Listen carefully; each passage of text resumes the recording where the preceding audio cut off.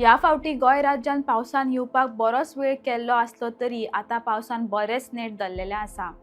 जसो जसो पावस वाडटा तसो तसो राज्यात आपत्कालीन स्थिती निर्माण जाल्या। गांवांनी व्हाळां, तळे आणि उदकाचे साठे त्याच बरोबर धरणान पावसाचे उदक आता भरपाक लागला। ताका लागून बऱ्याच प्रमाणात उदका वयल्यान गोंयचे जावपाचे हाल हो जो भंय आशिल्लो तो आता कमी जाला। राज्यात बऱ्याच जाग्यांचेर पडझडीच्या घटना दिसून आयल्यो। गांवांनूच न्हय तर शहरांनूय ह्यो घटना घडटा। त्याच बरोबर धरड सुद्धा कोसळ्ळ्या। पळोवया आता मरेन ह्या पावसाक लागून खंय खंय नुकसाण जाला आणि खंय आपत्कालीन परिस्थिती निर्माण जाल्या। सुरुवात करूया पणजेतल्या आल्तीन हांगा कांय दिवसा पडलेले एक झाड।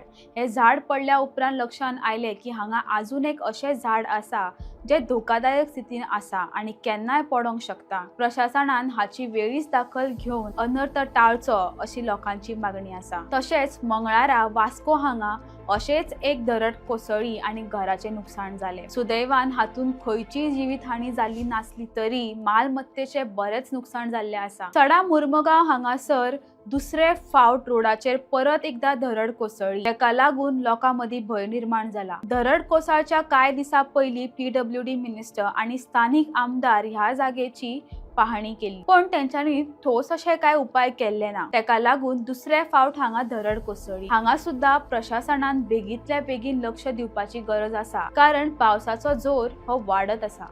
कोरगांव कमलेश्वर देवळा लागसर ड्रेनेज सिस्टम योग्य पद्धतीन नासल्यान हांगासर रस्त्यार उदक भरून रावले, जेका लागून टू व्हीलर चालकांक हाचो त्रास सोंसचो पडटा। प्रशासनाक हांगा लक्ष दिवपाची गरज आसा, कारण इफ ॲक्सिडंट जालो तर ताका जबाबदार कोण आसतलो वो प्रश्न मागीर अनउत्तरीत उरतलो। तशेंच तोरशा धनगर वाड्यार रातचे 2 सुमार एक झाड लायटीच्या खांब्यार पडून वीज खंडीत जाली आणि ताच्या उपरांत अग्निशामक मंडळान ते जे झाड पडिल्ले ते काढले। तशेंच कुर्तरकर नगरी हांगा सुद्धा झाड पडून घराचे आणि गाडयेचे भरपूर नुकसाण जाल्ले आसा।